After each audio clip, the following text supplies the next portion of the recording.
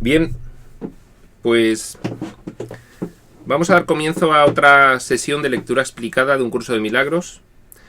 Esta vez vamos a continuar con la segunda parte del epígrafe Enseñanza y curación.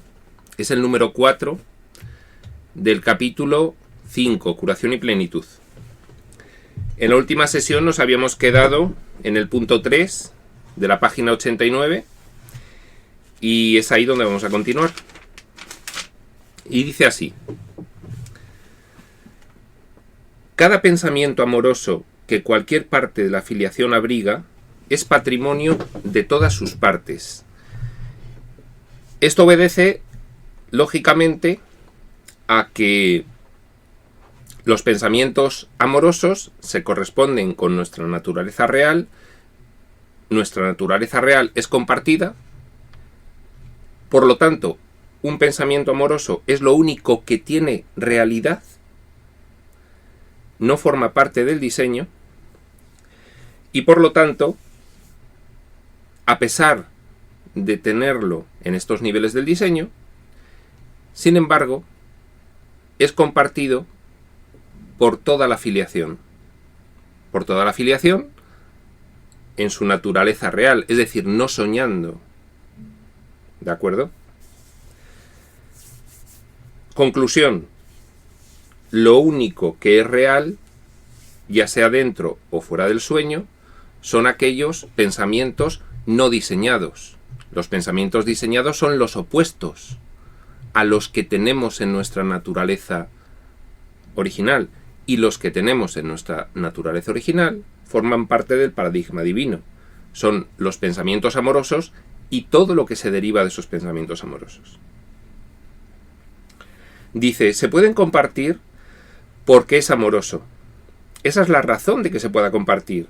Pero es que la razón explicada es que lo que no es amoroso no es real y no se puede compartir. Los pensamientos que tenemos en el diseño, en estas experiencias que estamos viviendo en el mundo físico, son de muy diversas clases, unos reales y otros no. Otros son la consecuencia de un diseño de oscuridad. Eso no existe, no se comparte, porque crea conflicto interno y conflicto con los demás. Y eso, por definición, no es real. De allí de donde nosotros venimos, por decirlo de alguna forma, en nuestro estado despierto. Dice, Dios crea compartiendo. Y así es como tú creas también. La creación es un acto que obedece a un amor infinito, ya lo estuvimos comentando en la sesión pasada, un amor infinito que es el paradigma divino por elección, y ese amor infinito, su consecuencia es compartirlo. Dios crea compartiendo, dando de sí, y así es como tú creas también. ¿Por qué? Porque tú eres creado exactamente igual que Él, de su misma calidad de pensamiento, con lo cual te conviertes en un co-creador. Y, por lo tanto, si al crear se comparte, tú al crear compartes. Y eso es lo único real, y esa es tu naturaleza. Y todo lo demás es diseño. Dice, el ego puede mantenerte exiliado del reino. El ego es esa personalidad resultante de habernos identificado con la oscuridad bajo la cual ahora estamos completamente dominados, manipulados, organizados, influidos en este nivel de la mente. Último nivel resultante de esa manipulación para vivir el deseo del ego de separación y de todo lo opuesto a la naturaleza de tu ser despierto. Puede mantenerte exiliado del reino, pero en el reino en sí el ego no tiene ningún poder. Puede mantenerte exiliado del reino a base de manipulación, engaños y subterfugios, a base de crear niveles en la mente, a base de decidir y olvidar. Todo procedente de un deseo de vivirlo. Pero si tú decides retornar, despertar, darte cuenta, reintegrar tu mente, superar los niveles, podríamos decir desnivelizar tu mente, que sería el equivalente a reintegrar tu mente a su estado natural, ahí el ego no tiene nada que hacer. No es un poder absoluto. Es sencillo. Nuestra situación actual es consecuencia de una decisión nuestra que hemos olvidado. Pero no es una cerca absoluta en la cual estamos sin poder salir. Las ideas del espíritu no abandonan la mente que las piensa, ni tampoco pueden entrar en conflicto entre sí. Esto es muy interesante porque se entiende muy bien lo que es real y lo que no es real acudiendo a el concepto del conflicto. Todas las ideas que generan conflicto propio en la mente que las tiene, o conflicto proyectado en la relación con los demás, eso es diseño. Por eso el curso muchas veces te dice, lo único que tienes que preguntarte es, ¿cómo me siento ahora? ¿Estoy feliz? ¿Estoy en paz? Porque la emoción es la señal inequívoca de cuál es tu sistema de pensamiento. Si es un sistema de pensamiento de conflicto, irremediablemente no te vas a poder sentir bien. Y un sistema de pensamiento de conflicto no es real, forma parte del diseño.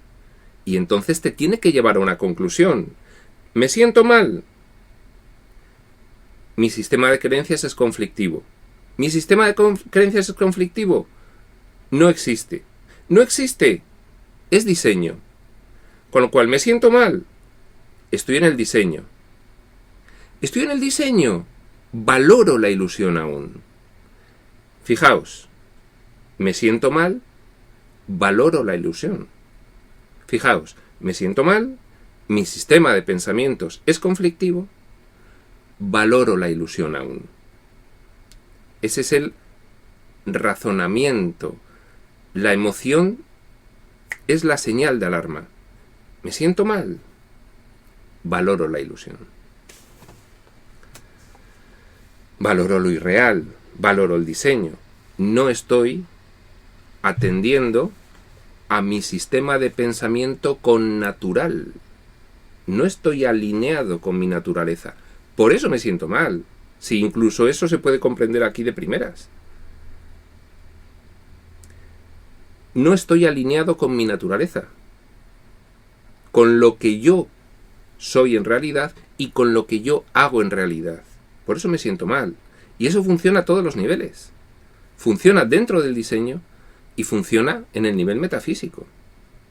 No me siento bien, no estoy alineado. ¿Por qué? Porque valoro la ilusión, porque no valoro lo real. ¿De acuerdo? Las ideas del espíritu no abandonan la mente que las piensa, ni tampoco pueden entrar en conflicto entre sí. ¿Por qué no pueden abandonar la mente que las piensa? No es que no puedan. ¿Por qué no abandonan la mente que las piensa? Las ideas del espíritu. Porque son reales. Lo único que se puede compartir es lo real.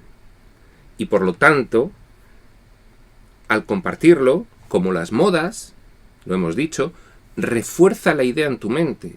Por eso no la abandona. Las ideas del espíritu no abandonan la mente que las piensa, porque se refuerzan, porque no crean conflicto, porque al no crear conflicto no se convierten en insoportables si no las proyectamos al exterior. Simplemente expandimos esa felicidad que producen, esa paz que producen por estar alineados completamente con ellas. Las ideas del espíritu no abandonan la mente que las piensa, ni tampoco pueden entrar en conflicto entre sí, porque están alineadas a su naturaleza. El espíritu, en su operativa normal, no puede tener ideas conflictivas. Para poder tener ideas conflictivas, hay que disociar una parte de la mente y manipularla tremendamente. A eso le llamamos el sueño. Parte de una decisión. Pero nos es muy útil tener muy claro que el conflicto solo existe dentro del diseño. Fuera no hay conflicto. Fuera, las ideas no entran en conflicto unas con otras.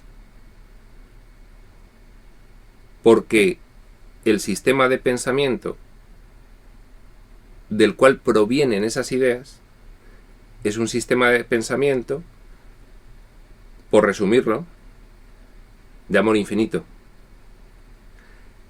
con lo que deriva abundancia, ausencia de necesidades, conocimiento completo. No puede haber conflicto. Solo hay conflicto cuando hay intereses privados, particulares, cuando hay egoísmo. Cuando lo compartes todo, no puede haber conflicto. Se entiende perfectamente. Solo hay conflicto en un diseño de escasez, que genera intereses contrapuestos, divergentes, cuya sensación de escasez, de carencia, genera la idea de una necesidad y por lo tanto de un afán de obtención para que no obtenga otro. Eso es lo que genera conflicto. Eso es lo que no es real. Eso es lo que es un diseño. En el espíritu, todo es absoluto. Porque el espíritu, en última instancia, es el absoluto. Y ahí no puede haber conflicto. Todo es compartido. Todo es de todos. Dice, las ideas del ego, en cambio, pueden entrar en conflicto porque ocurren en diferentes niveles y también porque incluyen pensamientos que incluso en el mismo nivel están en franca oposición. Las ideas del ego, desde el momento en el que salen de la absolutez, comienza un mecanismo por el cual generamos diferentes niveles mentales. Esos niveles mentales son consecuencia de vivir el deseo de separación y desarrollar un proceso por el cual se va limitando la mente. Y entonces se van tomando decisiones de limitación de la propia mente y cada una de esas decisiones va acompañada de un siguiente nivel mental en el que se ha olvidado que se toma esa decisión de nivelizar, de limitar. ¿Por qué surge el conflicto? Porque los niveles mentales resultantes de cada uno de los niveles que vamos fabricando para limitar cada vez más nuestra mente, esos niveles mentales resultantes están tan limitados que dejan de participar del conocimiento de lo que es tu mente. Ya no están en el absoluto. Surge la idea de la necesidad. Desde el primer nivel en el que se abandona el paradigma de absolutez, surge la primera necesidad. Surge el afán de vivir los opuestos, que antes no se viven porque no los hay. Surge la idea del bien y el mal, surge la idea de la escasez frente a la abundancia, surge la idea de la limitación, surge la idea del miedo, surge la idea de la culpa. Y entonces, al romper el paradigma de absolutez, no puede sino entrar el conflicto, ya que nada más que en el absoluto compartido es donde no hay conflicto. Por eso la generación de niveles necesariamente conlleva una generación de conflicto. Es muy sencillo. Imaginaos una familia unida. Una familia unida compartiendo todo el patrimonio familiar. En cuanto esa familia se desune y se generan diversos niveles separados entre sí, comienza a haber intereses divergentes y surge el conflicto. La familia que la mantenía unida, el matrimonio fundador, al morir, ¿qué es lo que ocurre? ¿Qué es lo que ocurre con las herencias? Pues que surgen ya, a partir de ahí, diversos niveles que no tenían esa unidad y surge el conflicto. Esto es un ejemplo traído sencillamente para que comprendamos desde aquí por qué la división genera conflicto frente a la unidad, porque genera intereses divergentes. La primera parte de la frase era esta: las ideas del ego, en cambio, pueden entrar en conflicto porque ocurren en diferentes niveles. Hay otra explicación de los diferentes niveles. Es la misma, pero viéndolo desde una perspectiva diferente. Este nivel es un nivel dual. Este físico es dual, porque nosotros, aunque estamos oyendo las bonitas ideas de que la única realidad es la espiritual, no obstante, tenemos completamente integrado el que esta es otra realidad. Si no lo tuviésemos integrado, no sufriríamos. Sería como, qué bonito sueño estoy teniendo, o qué sueño más desagradable, pero es un sueño. No, aquí sufrimos porque nos lo creemos. Si nos lo creemos es porque lo tenemos integrado. Y entonces surge el conflicto entre el dualismo. Existen dos realidades, esta física y la espiritual, y el no dualismo, solo existe la realidad espiritual. ¿De acuerdo? Esa es otra forma de ver el conflicto que surge de los niveles. La segunda parte de la frase dice: las ideas del ego, en cambio, pueden entrar en conflicto también porque incluyen pensamientos que incluso en el mismo nivel están en franca oposición, porque surgen los opuestos, porque surge, por ejemplo, la idea de mal.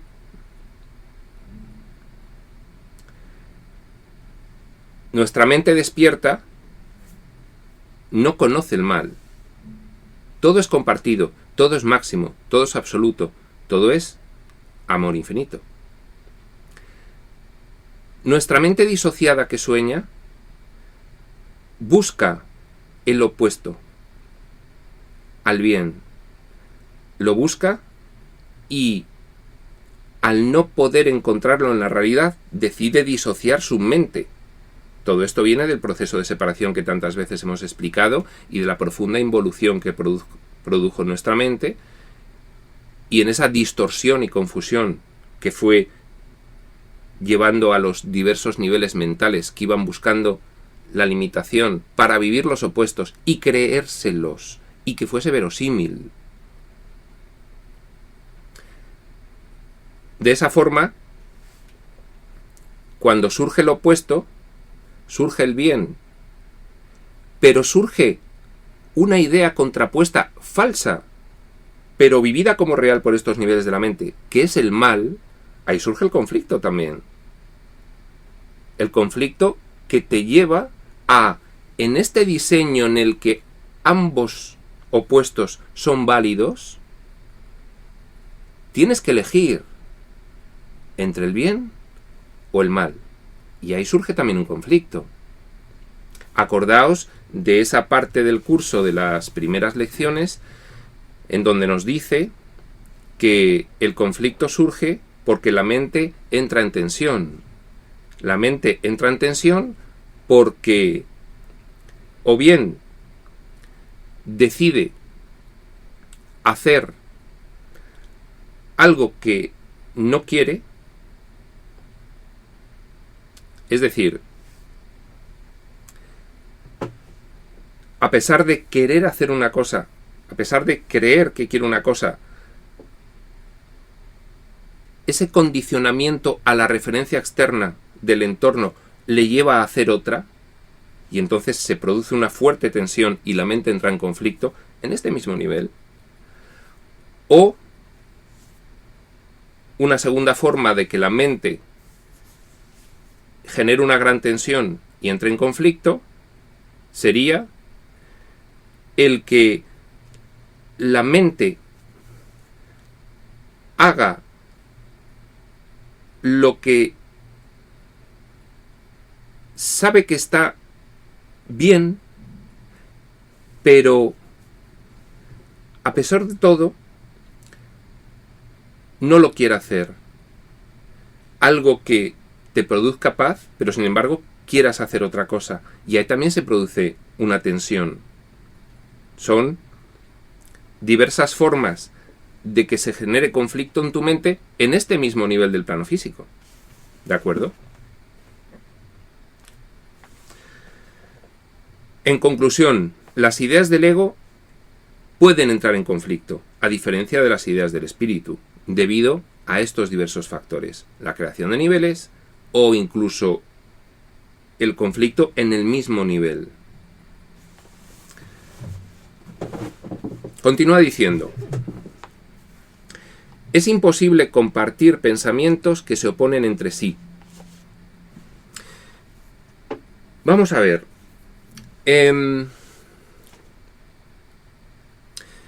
¿Por qué solo se pueden compartir los pensamientos del espíritu que no están en conflicto y no se oponen entre sí, y sin embargo los del ego no se pueden compartir? Imaginemos una situación de cualquier vivencia que tenemos en el día a día, en el cual hay algo que es bueno para todos y que gusta a todos.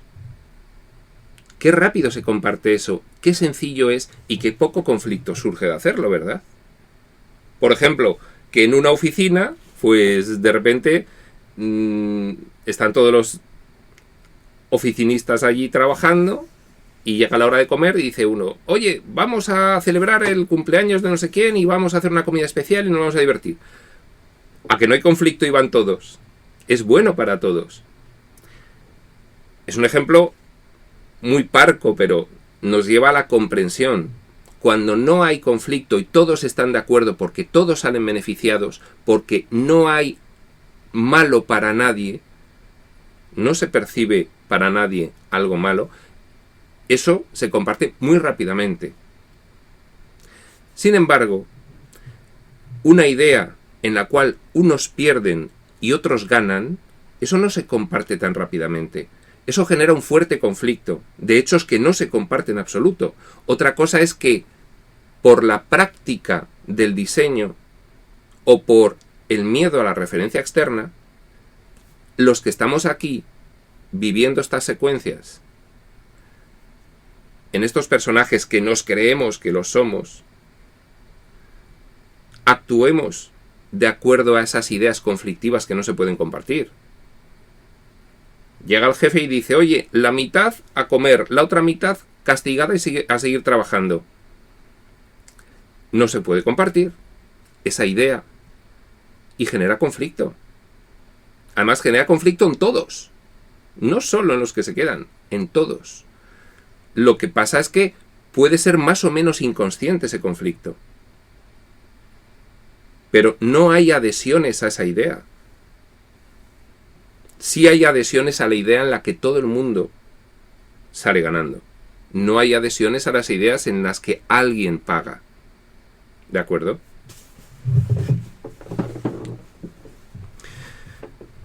Puede haber adhesiones conscientemente. Alguien tiene que pagar para que no sea yo. Ego puro. Pero ¿qué queda? ¿Qué queda detrás? Si es que todavía hay capacidad para analizar el sentimiento subyacente a todo eso, ¿qué queda detrás? Tú te alegras de no haberte quedado castigado. Pero, ¿estás en paz? ¿O estás menos en paz que si todos hubiesen ido? Eso es algo que a priori podría parecer, no, yo por supuesto si me voy a comer, a celebrar y no soy del grupo de los castigados, voy a estar totalmente en paz. Eso es síntoma de desconexión de la emoción. Porque cualquier forma de ataque nos priva de la paz. Cualquier forma de ataque, por muy leve o sutil que sea, y una solución que no es buena para todos, se siente inconscientemente y profundamente como un ataque. Es imposible compartir pensamientos que se oponen entre sí. Esto que acabamos de explicar es un ejemplo. Me alegra haberme librado de ese castigo, pero por otra parte, no me agrada el que haya algunos que estén castigados.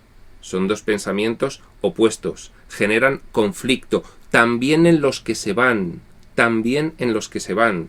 Por eso es imposible compartir pensamientos conflictivos. Continúa diciendo, solo puedes compartir los pensamientos que proceden de Dios, los cuales Él conserva para ti, lo cual es de lógica aplastante porque al nosotros proceder de Dios son pensamientos que proceden de aquello que es lo que somos en realidad, alineados con nuestra naturaleza. El reino de los cielos se compone de pensamientos de esa clase. El reino de los cielos, esa gran mente compartida, consciente de lo que es, eso es el reino de los cielos, se compone de pensamientos solamente compartibles. Dice, todos los demás permanecerán contigo hasta que el Espíritu Santo los haya reinterpretado a la luz del reino, haciendo que sean también dignos de ser compartidos.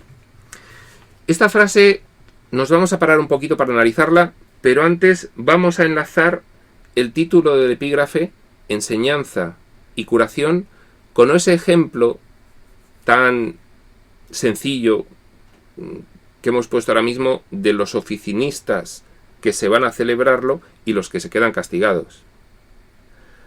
Veamos, enseñanza y curación. Hemos dicho que a nivel inconsciente, profundamente, de forma oculta, pero los que se van no están tan en paz como si estuviesen todos. Yo creo que esto, si alguien tiene duda, debería observarlo en sí mismo de forma específica, con situaciones similares.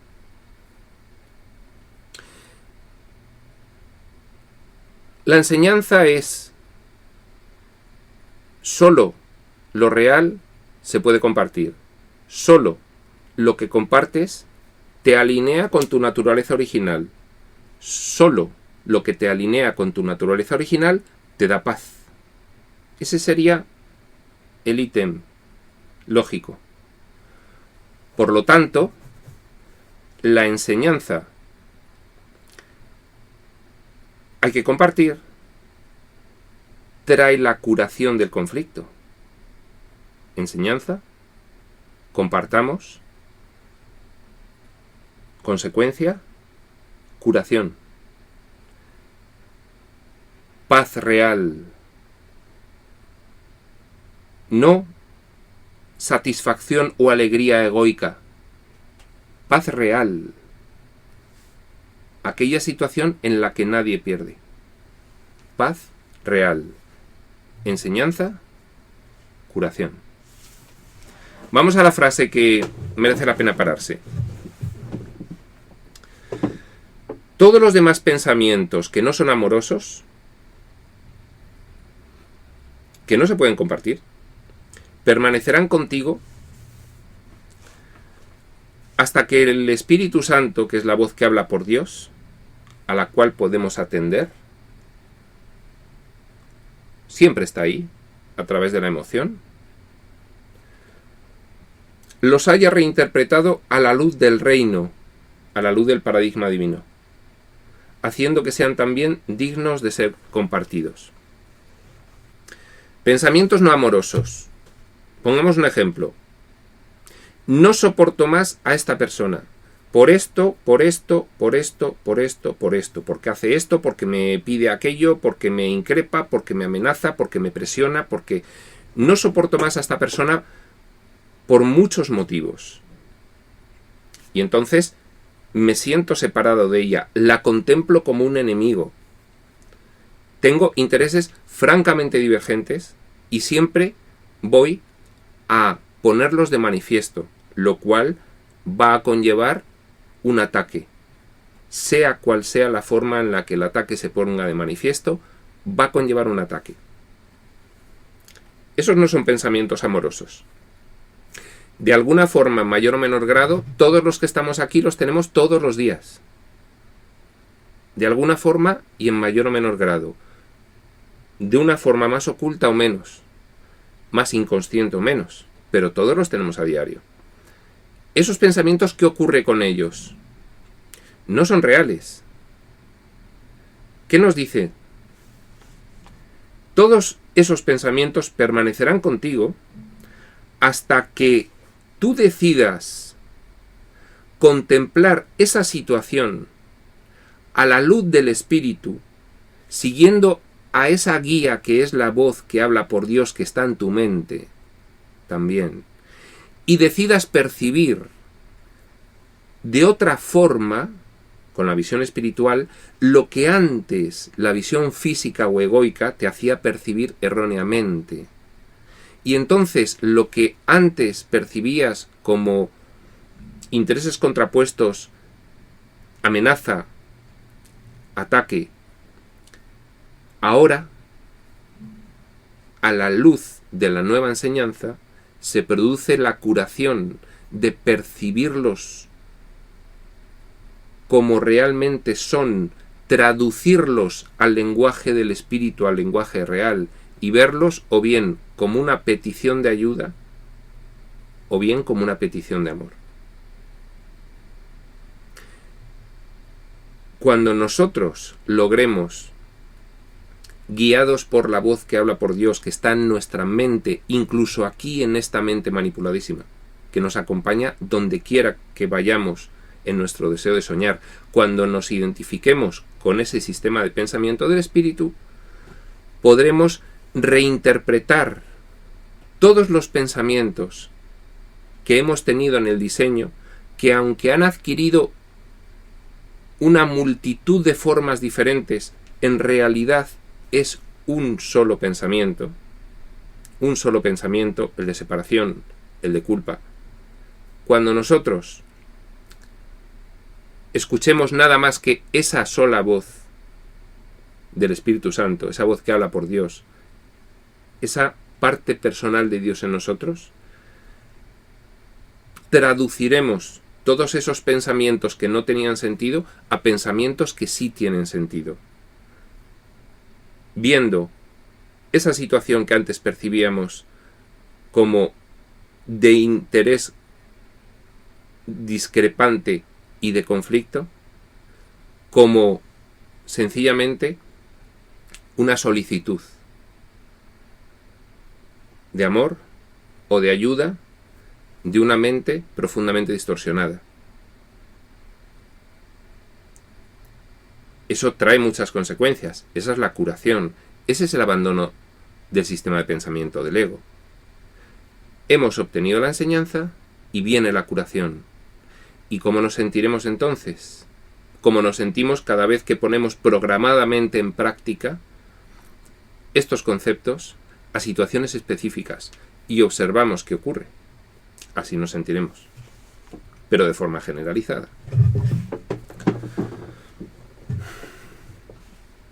Continúa diciendo: cuando se hayan purificado lo suficiente, esos pensamientos conflictivos, irreales, no reales, inexistentes por tanto, imaginados, soñados, que forman parte de la ilusión, cuando se hayan purificado lo suficiente, Él, la voz que habla por Dios, el Espíritu, te permitirá compartirlos. Fijaos, por seguir con el ejemplo de los oficinistas.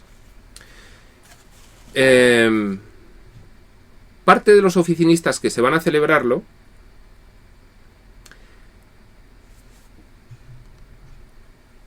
al irse de la oficina, a los castigados se burlan de ellos. Que estáis castigados porque sois malos, porque claro, porque no sé qué, porque el jefe tiene razón y esto es justo, porque claro, yo estoy trabajando más que vosotros, porque vosotros habéis estado haciendo lo que os daba la gana y no estabais trabajando. Esto aquí se llama ausentismo o absentismo, que es estar en el puesto de trabajo y no hacer nada. Unos se empiezan a burlar de los otros y eso no se comparte, no se puede compartir por todos. Porque los otros dicen, no, esto es injusto, pues no sé qué, son ideas divergentes, contrapuestas, crean conflicto. Desde el momento en el que los que se van entienden correctamente la situación y en vez de burlarse apelan al jefe, todos al unísono dicen, no nos vamos si no vamos todos. Esa idea sí se puede compartir por todos. Quizás el que no la comparta sea el jefe, pero inconscientemente también estará de acuerdo con ella.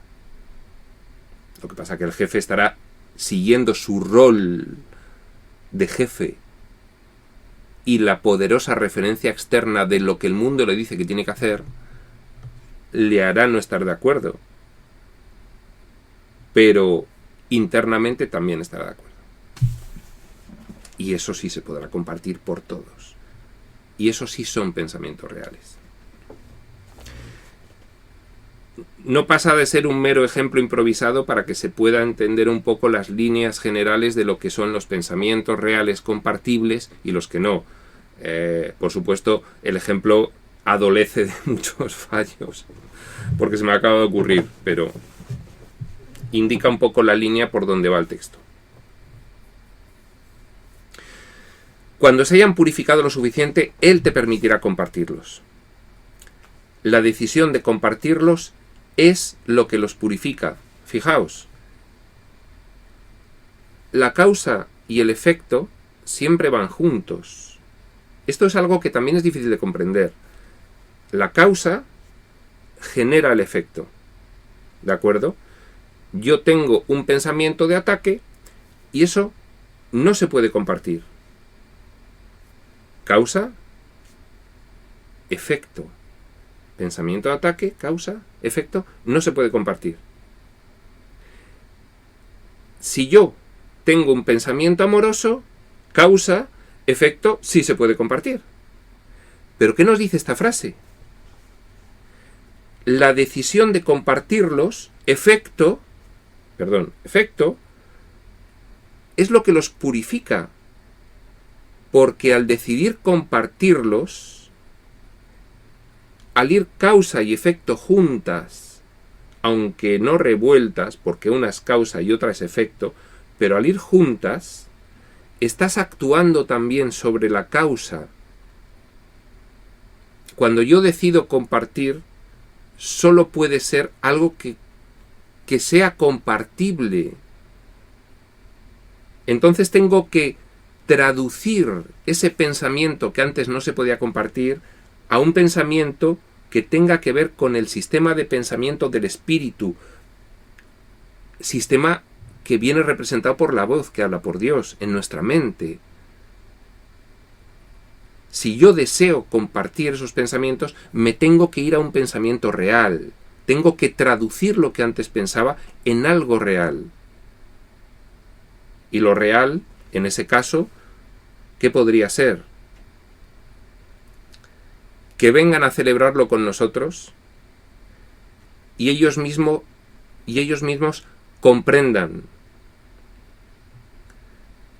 que no hay culpa, que volvemos a ser todos uno, y obtengan la enseñanza suficiente para después poder elegir personalmente entre el bien de hacer su trabajo y el mal de no hacerlo, con el perjuicio general de sus compañeros. El castigo no arregla nunca nada. Aquí, en el mundo, por una cuestión práctica, por estar todos profundamente imbuidos de ese sistema de pensamiento, de escasez, de conflicto, sí que tiene sentido el castigo como medida disuasoria, como medida organizativa de la sociedad. Pero eso no nos va a sacar del sueño. El cambio de mentalidad individual con respecto a eso sí te va a sacar del sueño y sí será un ejemplo que pueda ayudar a los demás a decidir salir del sueño.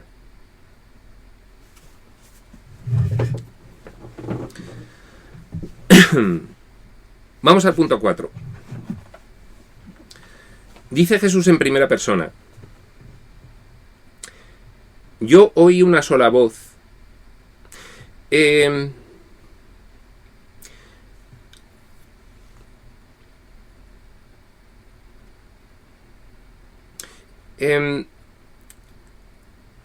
Cuando Jesús se refiere, para explicar los conceptos del curso, a circunstancias de su vida, es sumamente interesante y sumamente pedagógico y sumamente instructivo el atender a lo que él está rememorando, porque el sistema de pensamiento del espíritu se puso en ejemplo en una persona de forma completa y absoluta, en la persona de Jesús. Ese ejemplo para nosotros tiene un poder extraordinario, pedagógico e ilustrativo, porque está dramatizado en una vida igual, una vida en la carne igual que la que nosotros estamos viviendo.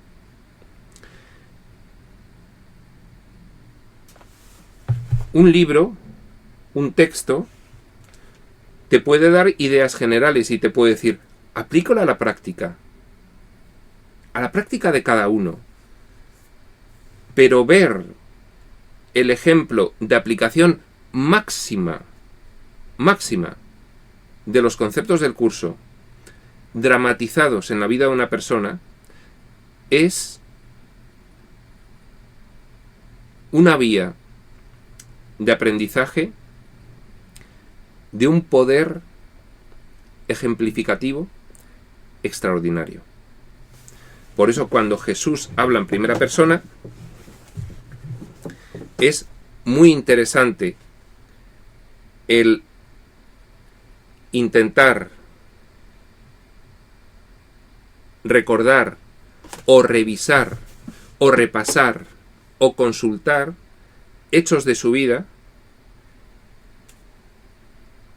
y contrastarlos con estos conceptos. Para eso tenemos algunos textos escritos por mentes que están en este nivel del sueño, los evangelistas, los pocos evangelistas cuyos textos se conservaron, o podemos atender a textos canalizados que admitamos como válidos por sentir internamente al leerlos que lo son, Yo ya he dicho en alguna ocasión que para mí el texto más extraordinario sobre la vida de Jesús es la cuarta parte del libro de Urantia. Hay otras canalizaciones de hechos de la vida de Jesús y hay otros textos que todos conocemos en nuestro entorno sociocultural de tradición cristiano-judaica, como la Biblia, los Evangelios. Cualquiera de ellos vale si uno sabe separar el grano de la paja. Pero en ese texto que yo digo, que además es de una fidelidad máxima,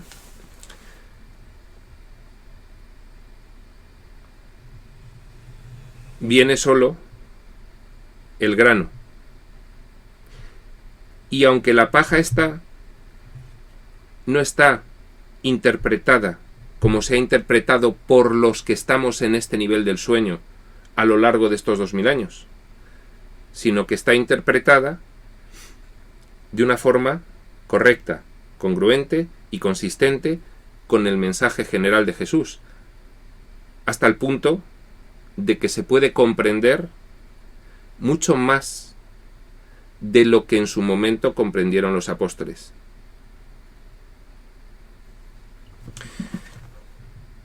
Yo oí una sola voz, dice el punto 4, porque comprendí que era imposible que pudiese expiar únicamente para mí mismo.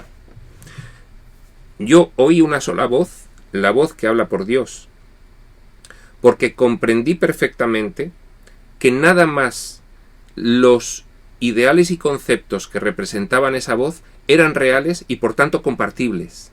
Nada más esos. Llega un momento en el que Jesús comprende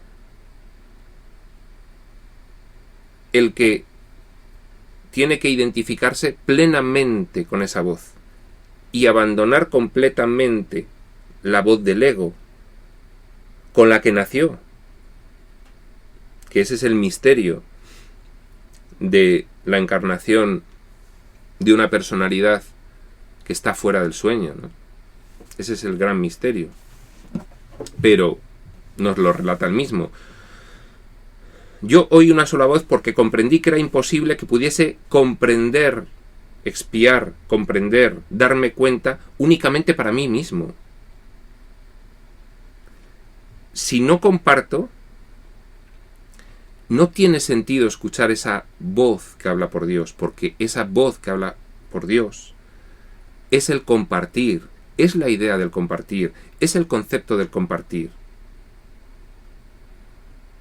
¿Se limitó Jesús a quedarse con esa enseñanza para sí? No. Mal que se interpretase mejor o peor, ¿su ejemplo transformó el mundo completamente? ¿Sí? ¿No? Debido a decidir compartir esa voz, porque era lo único que se podía compartir, porque era lo único real. Dice, escuchar una sola voz implica que has decidido compartirla, para así poderla oír tú mismo.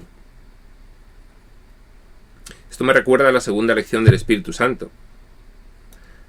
Para tener paz, enseña paz, para así saber lo que es.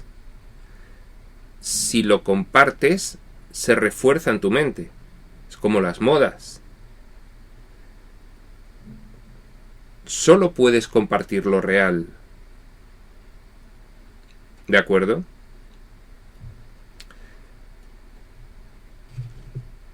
Lo que se pretende compartir, que no es real, genera conflicto.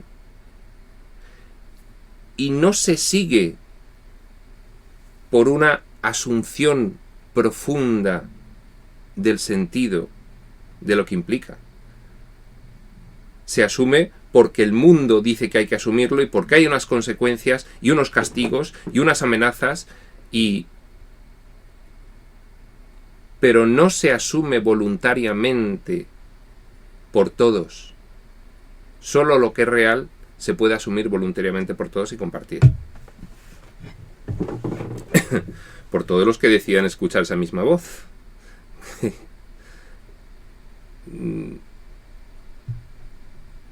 Que hay muy pocos. Algunos estamos balbuceando con ese bonito concepto de quiero escuchar esa voz, pero son pequeños balbuceos y alternamos entre las dos voces, la del ego y la del espíritu. Por eso, qué gran ejemplo el de alguien que oyó una sola voz. Dice a continuación, la mente con mayúsculas, la única gran mente, lo único existente, esa única gran mente que sirve como vía de manifestación creativa del espíritu, que por estar en el amor infinito necesita compartir y por eso crea, y es a través de la mente cómo manifiesta ese deseo.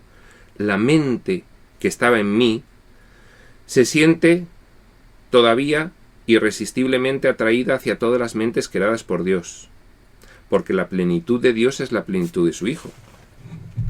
Esto también es un concepto algo contradictorio. En otras partes del curso nos lo dice con algo más de claridad que en esta frase. ¿Qué quiere decir? Que de alguna forma lo único existente, que es esa gran mente compartida, no se siente completa en su plenitud.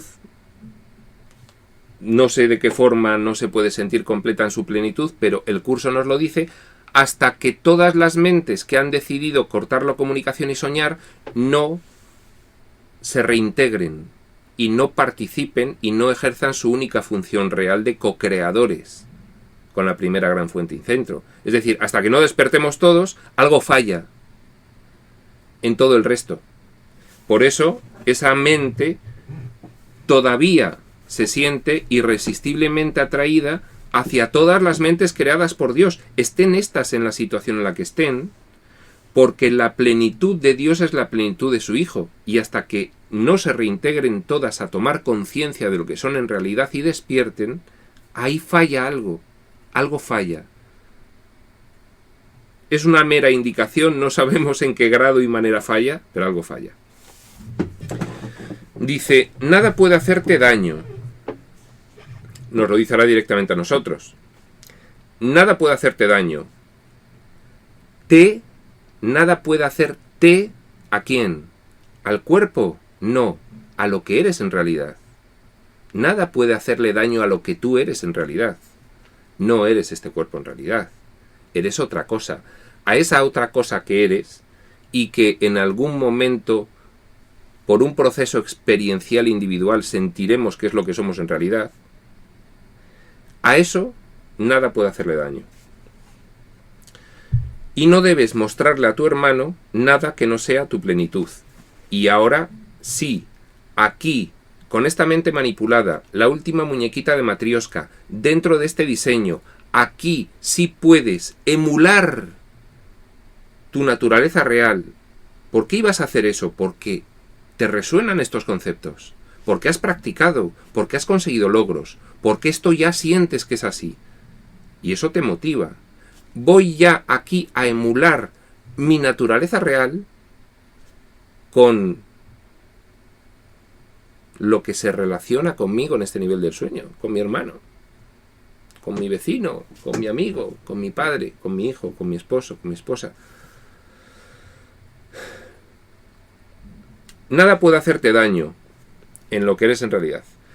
Y no debes aquí mostrarle a tu hermano nada que no sea tu plenitud. Comienza a hacer eso, practica, a ver qué ocurre. Tiende hacia esa idea.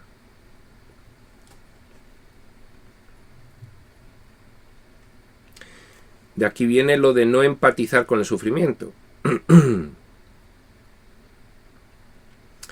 Si tú estás mostrando limitación, estás enseñando limitación y estás aprendiendo limitación. Si tú estás enseñando plenitud, si tú estás mostrando plenitud, estás enseñando plenitud y estás aprendiendo plenitud. Eso es lo que quiere decir esta frase. Muéstrale a tu hermano que él no puede hacerte daño y que no le guardas rencor, pues de lo contrario te estarás guardando rencor a ti mismo. Bueno, esto si pensamos en la vida de Cristo nos puede atemorizar un poco, porque efectivamente él dio un ejemplo extraordinario, un ejemplo máximo de cómo no se puede guardar rencor a tu hermano pese a que está haciendo lo que aquí consideramos que es una brutalidad contigo. Pero lo que te pide aquí Jesús es: comienza por lo sencillo. Comienza por lo más sencillo. No le muestres rencor a tu hermano y no muestres a tu hermano que ha conseguido dañar algo de ti, porque nada de ti puede ser dañado. Y eso es un cambio de mentalidad. Aplica ese cambio de mentalidad en las pequeñas cosas. Mira a ver qué sientes. Indudablemente comenzarás a integrar la idea. Y de forma natural empezarás cada vez a guardar menos rencor a nadie por hacerte nada de lo que el mundo considera un ataque, pero tú has aprendido a reinterpretar con la visión del espíritu y ya estás por encima. Vas integrando la idea de que esto no es real. Vas deshaciéndote de ese rol de personalidad que ahora mismo te domina. Muéstrale que él no puede hacerte daño y que no le guardas rencor, pues de lo contrario te estarás guardando rencor a ti mismo. La proyección de la oscuridad refuerza la oscuridad en ti. La proyección de la oscuridad refuerza la oscuridad en ti. La proyección de la inocencia refuerza la inocencia en ti. Eso es una ley de la mente que funciona plenamente aquí, en este nivel del sueño. Dice, ese es el significado de ofrécele también la otra mejilla. Ofrécele la otra mejilla no es sigue castigándome, que yo, como soy un mártir y lo aguanto todo, estoicamente soportaré ese castigo que me infliges. No. No hay nada que puedas hacer que me pueda lastimar, porque soy consciente de lo que soy en realidad. Poner la otra mejilla no implica ponerla para sufrir, implica es que no te guardo rencor, porque nada puedes hacer para herirme, nada, porque yo soy consciente de lo que soy y soy consciente de lo que es esto. Y eso es lo que él aplicó en un ejemplo de grado extremo, ni más ni menos. Y bueno, pues nos quedamos para empezar la siguiente sesión el punto 5.